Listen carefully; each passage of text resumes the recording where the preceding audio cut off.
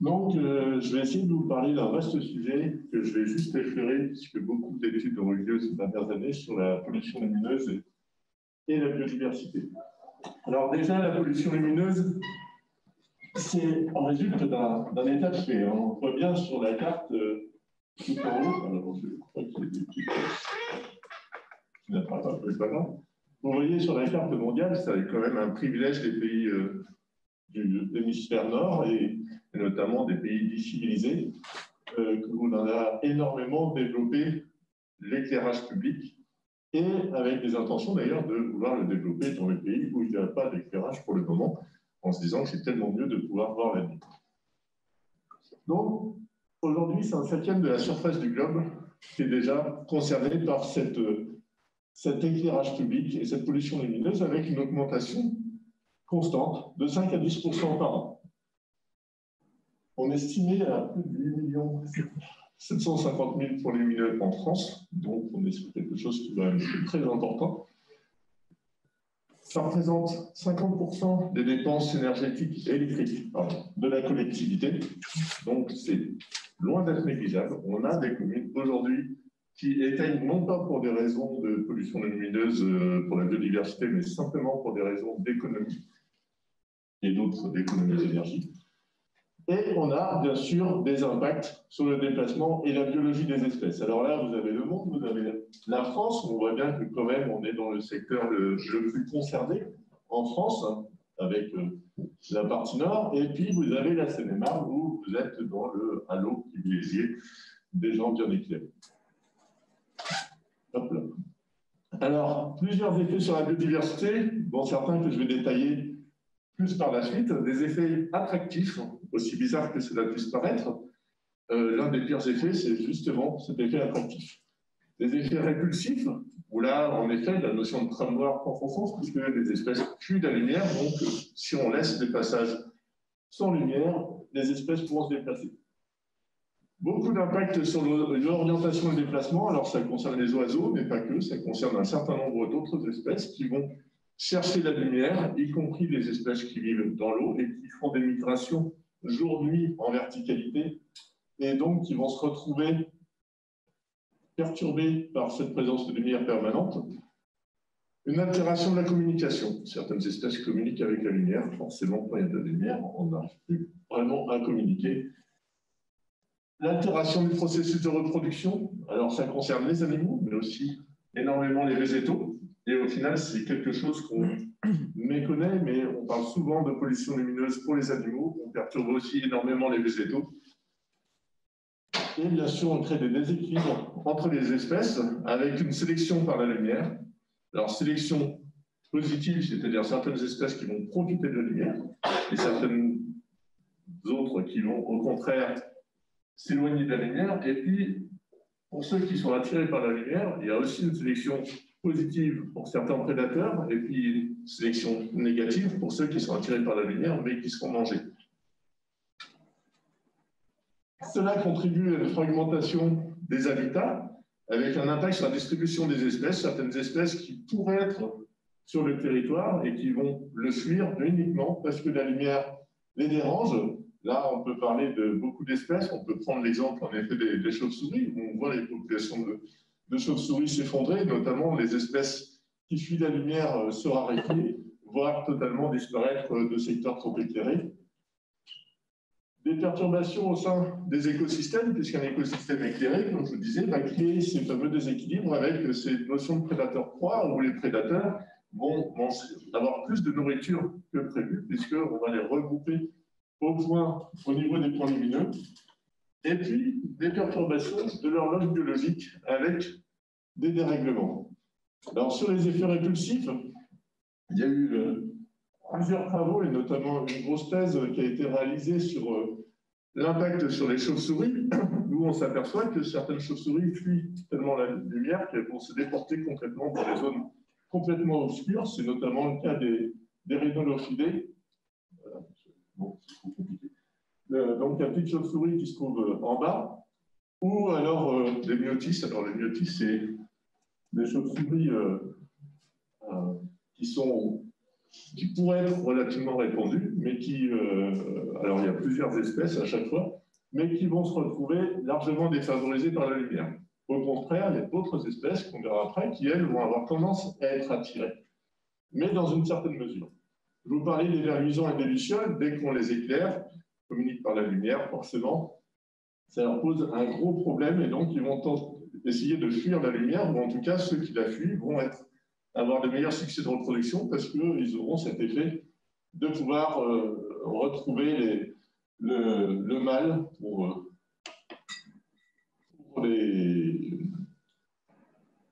se reproduire, pour les femelles.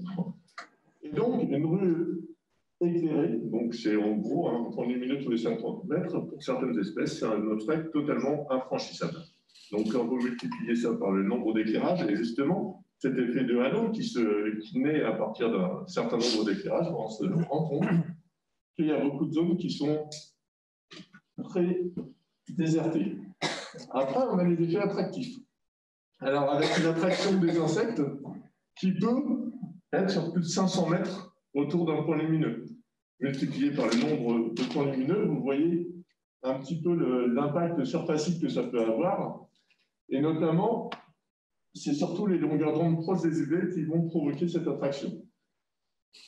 Les animaux, au lieu de se chercher à s'accoupler au pont, vont être attirés par cette lumière, vont tourner autour. Pourquoi? Parce que d'habitude, ils se déplacent avec cette lumière, mais pas la lumière de nos lampadaires, la lumière céleste qu'ils ne peuvent pas atteindre, alors que là, ils peuvent l'atteindre, avec en même temps le problème qu'ils vont s'épuiser en tournant autour des sauts de points lumineux, voire se brûler. C'est un peu moins le cas maintenant avec les nouveaux éclairages. Ou alors, ils vont faire l'objet d'une prédation par ceux qui se sont adaptés. Alors, par exemple, les pipistrelles et les sérotines communes, elles, chassées autour des lampadaires. C'est souvent elles qu'on voit chasser dans la lumière.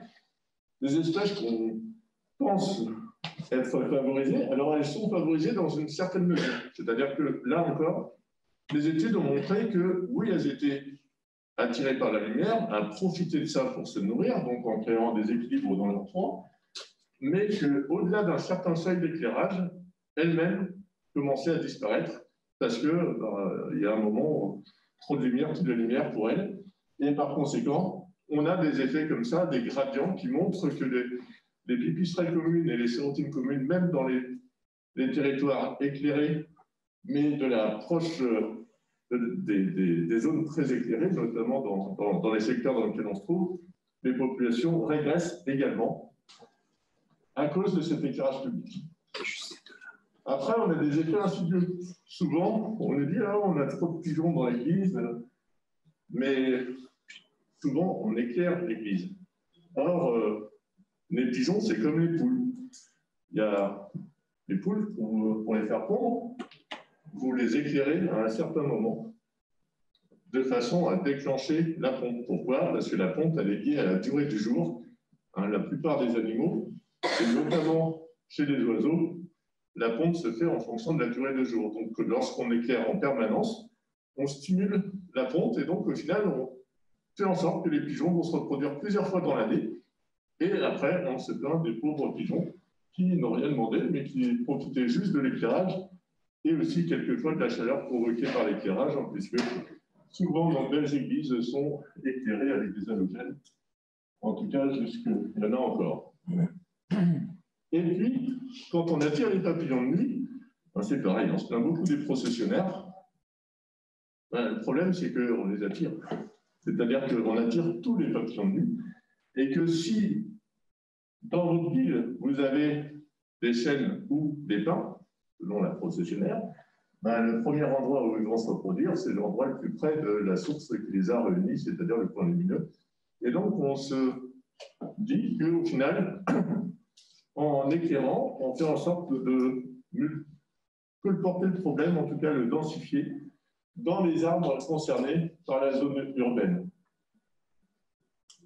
Alors, certaines études montrent qu'après 2 ans de fonctionnement, on peut, avec un point d'éclairage, éliminer quasiment tous les insectes nocturnes dans un rayon de 200 mètres autour du point lumineux.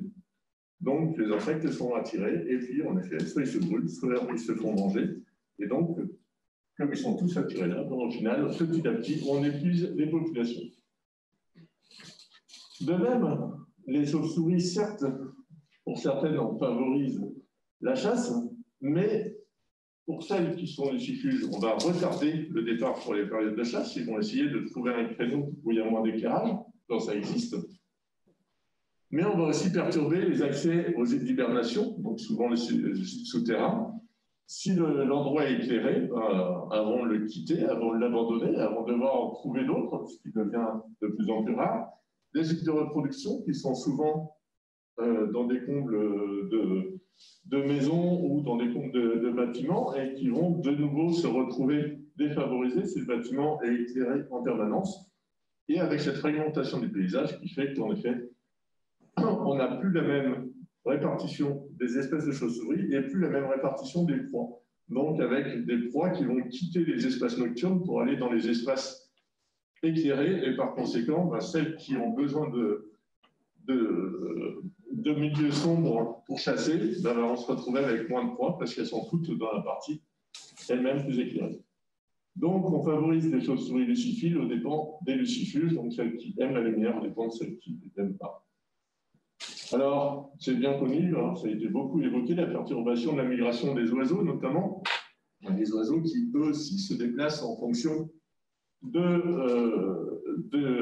des astres et qui reconnaissent en nos fameuses lumières nocturnes des faux astres et donc vont tourner comme ça et se perdre alors qu'elles avaient des migrations beaucoup plus simples et donc faire beaucoup plus de kilomètres qu'auparavant. C'est le cas aussi chez les amphibiens qui, eux aussi, pour se déplacer, suivent souvent les lumières célestes et le fait d'avoir trop d'éclairage, on va perturber leur déplacement. Et donc tout cela contribue à bouleverser des équilibres. Mais, comme je vous disais, il y a aussi les végétaux qu'on oublie souvent avec des lampadaires qui sont quelquefois juste au-dessus de l'arbre, où on va retarder la chute des feuilles. Encore une fois, on éclaire, donc les arbres, comme les animaux, réagissent aussi à la durée du jour. Lorsque la durée du jour est prolongée, en final, l'arbre va retarder sa chute des feuilles parce qu'il ne comprend pas, il a toujours autant de jours, mais il fait de plus en plus froid. Bon, on se pose des questions. Ça a des impacts aussi justement sur cet aspect dormance des végétaux, c'est-à-dire cet aspect de mise en léthargie l'hiver, qui est induite par cette réduction de durée de jour, et par conséquent, on perturbe cette résistance, notamment au niveau des graines, qui ont besoin d'une certaine obscurité pour pouvoir germer, encore une fois, lié à cette durée du jour. Des arbres qui vont bourgeonner plus tôt, donc qui seront plus facilement soumis aux gels hivernaux. Des perturbations du cycle de vie des parasites qui, eux aussi, peuvent avoir des périodes de vie prolongées parce qu'on les éclaire en permanence et en même temps parce qu'on les chauffe en permanence, puisque une source d'éclairage, alors encore une fois, les LED améliorent ça parce que ça monte moins en température, mais les vieux éclairages, vous mettez votre main dessus, comme chez vous, les ampoules à incandescence, ça faisait chauffage en même temps que ça éclairait. C'était peut-être d'ailleurs un atout. Et donc, sous l'effet de la lumière artificielle, au final, on a tendance à favoriser certaines plantes, notamment celles qui se reproduisent de façon végétative, celles qui vont créer des stolons, celles qui ne vont pas avoir besoin de germer pour se reproduire, qui peuvent le faire, mais qui peuvent aussi se reproduire de façon végétative. Et par conséquent, on sélectionne et on voit certaines espèces qui peuvent disparaître. Des études qui ont été faites sur le cirque maraîcher, mais qui peuvent se généraliser certainement à d'autres plantes, qui ont montré une 13% de diminution de la production de fruits sur les sources maraîchers éclairées, mais surtout 62% de visites d'insectes nocturnes en moins. C'est-à-dire que le cirque voit moins les insectes. Vous allez me dire, mais je ne comprends pas, vous avez dit que la lumière les attirait. Oui, sauf qu'on modifie les couleurs. On modifie les couleurs par l'éclairage, d'autant plus que les animaux n'ont pas du tout la même perception des couleurs, et notamment les insectes, qui vont regarder plutôt dans les UV généralement. Et en modifiant les couleurs, les insectes ne reconnaissent plus la plante, et par conséquent ne vont plus dessus.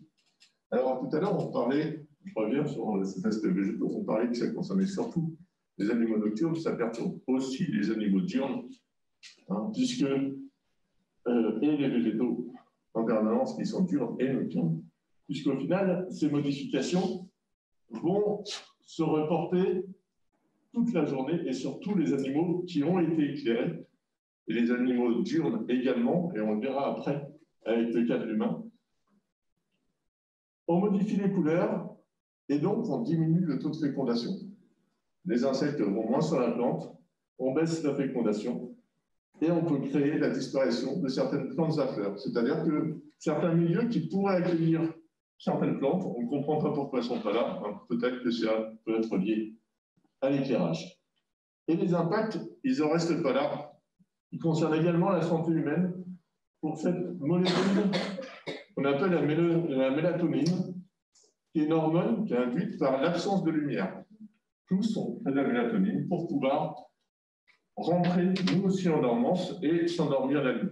C'est pour ça qu'on nous conseille de ne pas regarder les écrans trop tard le soir, puisque en regardant ces écrans, et notamment les derniers écrans qui émettent beaucoup dans le bleu, on retarde le déclenchement de la mélatonine et donc on retarde le déclenchement du sommeil. Ça intervient dans les rythmes chronobiologiques, donc justement ce besoin de jour-nuit pour pouvoir générer certaines actions, certaines mises en dormance. Et c'est pas que ça, c'est-à-dire que quand on dort, le corps ne fait pas rien. Et donc, on perturbe le système métabolique et immunitaire et le comportement, puisqu'on joue, en fait, la mélatonine va réguler un certain nombre d'autres hormones. Là, je vous parle de la santé humaine, mais nous ne sommes pas que des humains, nous sommes des mammifères.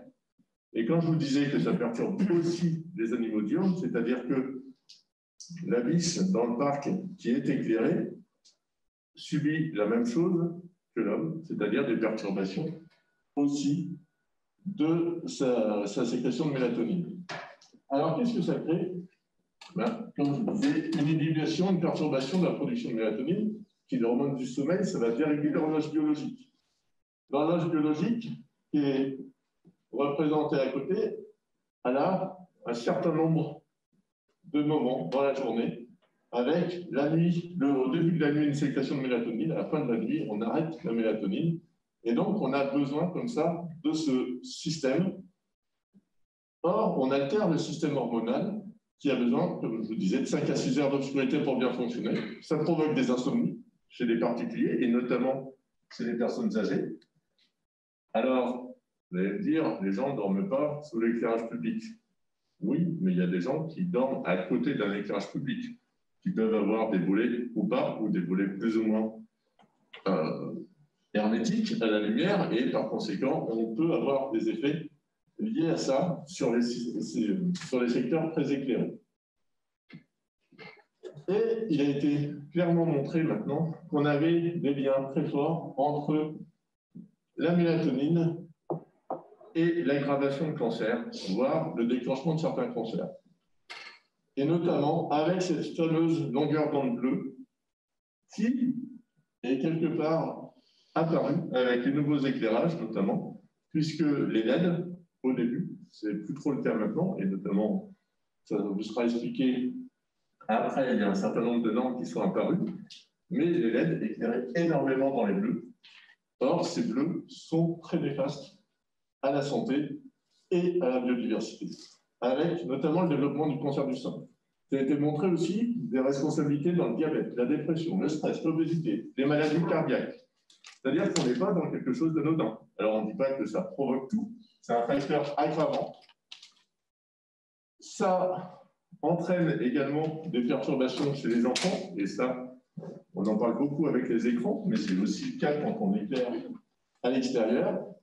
Et il y a aussi cette augmentation de l'îlot de chaleur urbain, c'est-à-dire que même les nouveaux éclairages qui émettent très peu de chaleur, en français avec concentré, au final, on arrive à monter la température qui est déjà plus haute que dans les secteurs ruraux. Et donc, au final, on contribue à favoriser aussi le développement de certaines maladies. On en parlait avec cette mondialisation, où on a de nouvelles maladies, nouveaux insectes ravageurs, et qui vont en plus être favorisés par ces systèmes-là. Si on veut regarder le moustique tigre, aujourd'hui, ce n'est pas dans les zones les plus rurales qu'on le trouve en Seine-et-Marne, dans les zones les plus urbaines, les plus chaudes, parce que déjà, il y a des milieux favorables, parce qu'il y fait plus chaud, et en les éclairant, on contribue aussi à cette chaleur. Alors, comme je vous disais, les LED, c'est très bien du point de vue économie d'énergie, mais il y a ce problème que les LED, elles éclairent beaucoup plus proche des 4000 Kelvin que vous avez en bas. Et on s'aperçoit qu'au final, les impacts sur la production de mélatonine sont plus ou moins importants selon la couleur de la lumière. Et dans l'idéal, il faudrait avoir des LED rembrés à 1800 Kelvin, donc des couleurs très chaudes, de façon à pouvoir réduire au maximum cet impact. La loi aujourd'hui, on en reparlera, normalement, elle est à 2700. Donc vous voyez une cote intermédiaire, mais qui n'est pas encore sans impact sur la santé humaine et sur la biodiversité en général. Alors, qu'est-ce qu'il faut faire, justement? Il faut choisir son éclairage. Il faut choisir son éclairage en essayant de prendre des éclairages au maximum les plus oranges possibles. Même si on sait que les LED, elles émettent toujours un peu dans les idées, plus on prend orange, plus on réduit l'impact. Il y a un certain nombre de normes aujourd'hui sur les nouveaux éclairages, sur la forme du lampadaire, sur le fait qu'elle doit éclairer bien à l'horizontale, bien en dessous, avec justement des degrés de déperdition limités. C'est le cas pour les nouveaux, ce n'est pas le cas pour les anciens. Vous êtes dans un secteur où je pense qu'on peut encore trouver des lampadaires boules, par exemple, et si vous allez juste dans le territoire à côté, à Port-Rivelé de la Marne, il y a des étangs, donc il y a des refuges de biodiversité en ville, mais qui sont cernés de lampadaires boules, donc ce n'est pas forcément très favorable dans ce cas-là à la biodiversité. Quand on éclaire un bâtiment, c'est toujours maintenir une façade sans éclairage, de façon à, si on a des espèces, notamment de chauves-souris qui sont hébergées, elles puissent avoir une zone de sortie. Et ça fonctionne très bien, ça a été expérimenté. Si vous avez une chouette et fraîche, par miracle encore ici, dans un clocher, en n'éclairant pas une façade, on lui laisse une porte de sortie. Limiter l'intensité et la durée. Notamment, maintenant, on n'a plus d'excuses. Alors, on parlait justement tout à l'heure, quand on avait parlé de sécurité ou autre, déjà, les études ne montrent pas qu'on est plus en sécurité dans un paysage éclairé que dans un paysage non éclairé. Aujourd'hui, aucune étude ne montre qu'en termes de sécurité humaine, agression, on va dire, en termes d'agression, on a plus d'agression dans un cas ou dans l'autre, on n'arrive pas à trancher. Les deux sont équivalents. Comme on disait, voilà, l'éclairage, c'est bien pour les caméras de vidéosurveillance, même si de toute façon, la vidéosurveillance ne sera pas exploitable. Mais si vous n'avez pas d'éclairage, la personne est obligée de s'éclairer. Si vous avez une détection de présence, vous déclenchez un éclairage au moment où vous en avez besoin. Et vous n'avez pas besoin d'éclairer en permanence. Éviter la dispersion lumineuse, justement, par des lampadaires qui éclairent bien la zone qu'on veut éclairer. Essayez de fractionner l'éclairage, de ne pas forcément avoir des éclairages en continu. Il y a des endroits où il n'y a plus de maison, peut-être sont distancés. C'est aussi réfléchir à l'éclairage en fonction de la zone à éclairer, c'est-à-dire, est-ce qu'on a besoin d'éclairer partout? Est-ce que tout le monde se promène à minuit? Ce n'est pas certain, et il y a beaucoup d'endroits où ce n'est pas nécessaire. Et surtout, ne pas éclairer lorsqu'on a des espaces naturels. Le mieux reste l'extinction nocturne avec le label qui a été créé de la NPCEN, de ville et village étoilé. C'est éteindre. Alors, éteindre, dans l'idéal, c'est de 11h à 6h du matin. Après, des études ont montré que si on réduit de 50% l'éclairage, et le SDES m'expliquait un jour qu'ils s'étaient amusés à réduire à 30% l'éclairage et que c'était encore largement suffisant, qu'on voyait encore comme en clair de lune, et en clair de lune, on voit déjà très bien. Si on réduit de 50% cette lumière et qu'en même temps, on pratique une extinction, même entre minuit et 4 heures, on réduit déjà au maximum les effets négatifs de la lumière artificielle sur les invertébrés. Et pour conclure, je dirais que quelquefois, ça coûte beaucoup moins cher d'acheter une lampe pour plus d'habitants plutôt que d'éclairer toute la nuit, toute les rues. Merci.